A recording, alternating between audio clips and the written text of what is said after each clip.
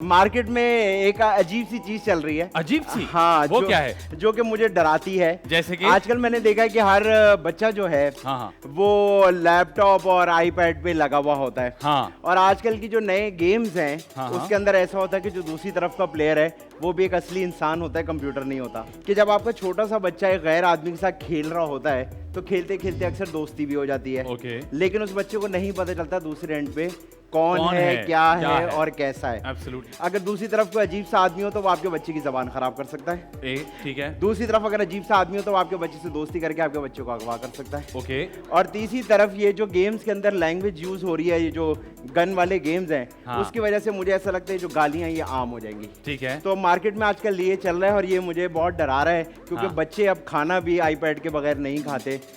बच्चे तो ये